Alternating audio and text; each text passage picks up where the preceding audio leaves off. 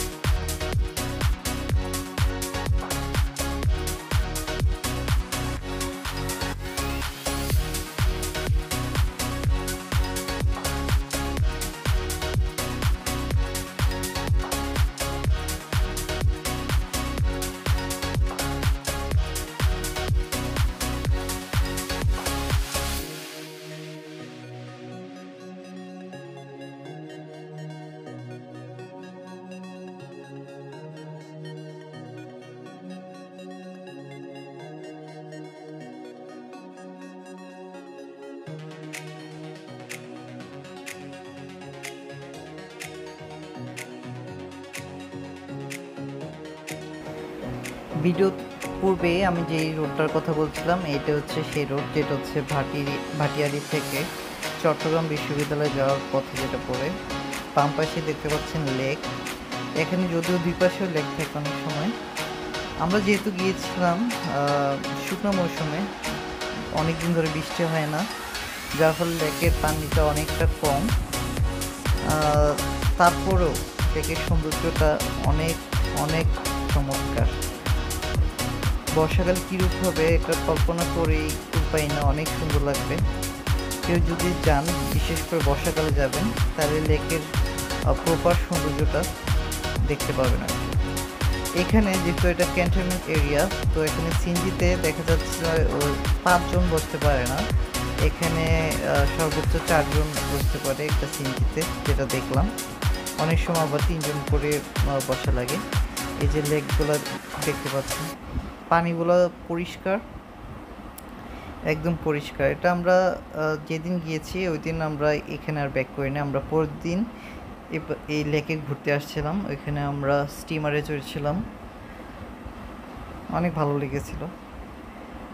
এখানে আপনাদের যদি বলি, চট্টগ্রাম বিশ্ববিদ্যালয়ে যাওয়ার জন্য আমরা রিজার্ভ নিয়েছিলাম ভাটিয়ারি থেকে। সিএনজি ভাড়া ছিল এখানে আসলে নর্মাল ভাড়া 250 থেকে 300 টাকা, কিন্তু যেহেতু ঈদের সিজন ওরা একটু বাড়িয়ে নেয়, আমাদের থেকে 400 টাকার মতো নিয়েছিল। যাই হোক, এখানে রাস্তাগুলা চমৎকার, মনে হয় না যে এটা বাংলাদেশের রাস্তা। যেহেতু পাহাড় নর্মালি দেখা যায় না বাংলাদেশে, এখানে আসলে মনে হয় যে কোথাও নেপাল টেপাল চলে আসছে আমরা। এখানে অনেক আর্মিদের ট্রেনিং ক্যাম্প আছে, ট্রেনিংয়ে বিভিন্ন সরঞ্জামাদি প্লাস হচ্ছে গিয়ে বিভিন্ন ইনস্ট্রুমেন্ট, অথবা হচ্ছে আপনাদের এখানে ক্রাউডিং করার জন্য বা পাহাড় চড়ার বিভিন্ন ট্রেনিং করার জন্য এখানে বিভিন্ন সিস্টেম করা আছে। তো রাস্তাগুলো আঁকা বাঁকা, পাহাড়ে কোথাও আছে অসম্ভব ঢাল, খুবই উঁচা, যেখানে সিএনজি উঠতে খুব কষ্ট হয়ে যায়, আবার কোথাও আছে অসম্ভব নিচু। যেটাও মানে খুবই রোমাঞ্চকর। রোমাঞ্চপ্রেমীদের জন্য এটা একটা আদর্শ রাস্তা হতে পারে। তো আমরা যাচ্ছিলাম, আমি, আমার আব্বু আর আম্মু, আমরা তিনজনই যাচ্ছিলাম। তো অনেক ভালো লাগছে, এই রুটটা বিশেষ করে অনেক ভালো। এটা সময় লাগে কত, প্রায় হচ্ছে আপনার ভাটিয়ারি থেকে বিশ্ববিদ্যালয়ে যেতে সর্বোচ্চ 2 ঘন্টার মতো লাগবে, আরও কমও লাগতে পারে যদি জ্যাম না থাকে শহরের দিকে। তো এই আর কি, এখানে ওই যে হাটহাজারি দেখা যাচ্ছে, এখানে হাটহাজারি রোডও বলা হয় আর কি এই রোডটাকে। তো আপনারা দেখতে থাকুন, উপভোগ করুন রাস্তা ভিডিওটা।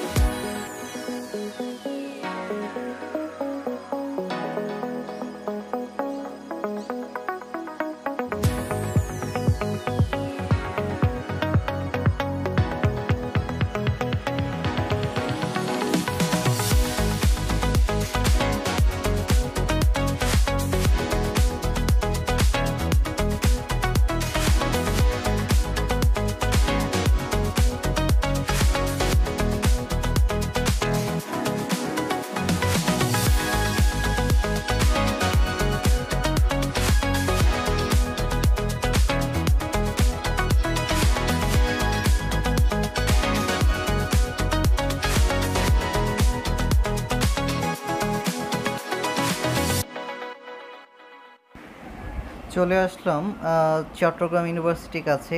দেখতে পাচ্ছেন চট্টগ্রাম ইউনিভার্সিটির নিজস্ব রেলওয়ে স্টেশন বা প্ল্যাটফর্ম যেটাই বলেন।